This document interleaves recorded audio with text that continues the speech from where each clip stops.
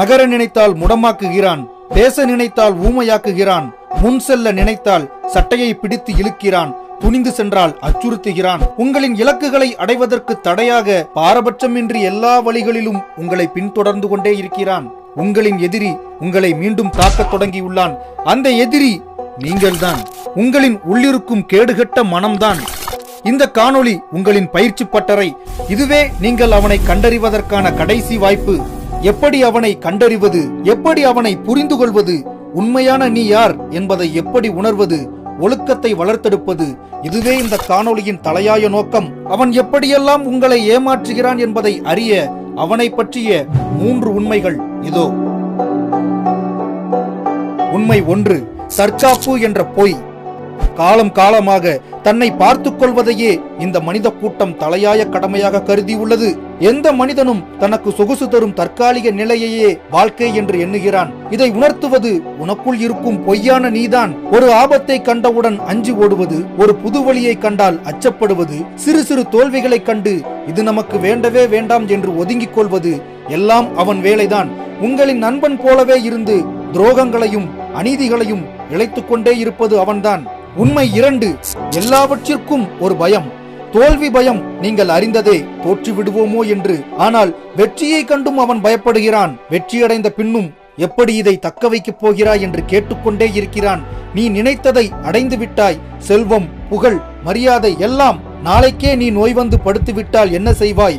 எப்போதும் வாழ்க்கையில் கவலை இருக்கத்தானே போகிறது. பின்பு எதற்கு இந்த தேவையில்லாத முயற்சி எல்லாம்? விடு, பார்த்து கொள்ளலாம் என்று உங்களை ஏமாற்றிக் கொண்டே இருக்கிறான். உண்மை 3, தன்னைத்தானே குறைத்து மதிப்பிடுகிறான்.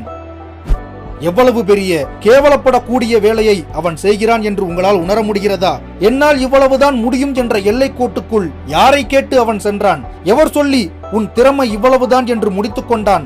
எங்கிருந்து அவனுக்கு இந்த எண்ணம் வந்தது? வளர்ந்த சூழலிலா, வளரும் சூழலிலா, சுற்றி உள்ளவர்கள் பேசும் பேச்சிலா, நீங்கள் கையை எடுக்காமல் உரசிக்கொண்டே இருக்கும் சமூக வலைதளங்களில் இருந்தா? எப்படி வந்தது? அவ்வளவுதான் நீ என்று சொல்ல அவன் யார்? இந்த 3 விடயங்களை அவன் உள்ளிருந்து உங்களுக்குள் சொல்லிக்கொண்டே உள்ளான். ஒன்றை புரிந்து கொள்ளுங்கள். எதற்காக நான் அவன் நீங்கள் என்று பிரித்து கூறுகிறேன் என்றால் அதுதான் உண்மை. அது நீங்கள் இல்லை. பார்த்தவற்றிலிருந்தும் கேட்டவற்றிலிருந்தும் பிறந்த பொய்யான நீங்கள் அது.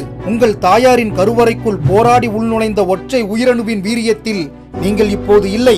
நீங்கள் மாறிவிட்டீர்கள். உங்களிடம் எந்த வீரமும் இல்லை, எந்த துணிவும் இல்லை, எதை செய்வதற்கான திராணியும் இல்லை. 4 பேர் சொன்னதை கேட்டு வளர்ந்த உங்களின் மனம் உனக்கு எந்த தகுதியும் இல்லை என்று உங்களை பார்த்து சொல்கிறது.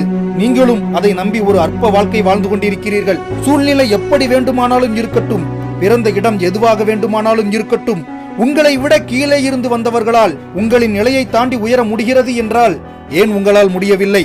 உள்ளிருக்கும் பொய்யான மனம் கூறும் எதிர்மறைகளையே எடுத்துக்கொண்டு வாழ்வீர்களானால் சாகும்போது அது ஒன்று சொல்லும், வாழும் போதே இன்னும் கொஞ்சம் முயன்றிருக்கலாம் என்று.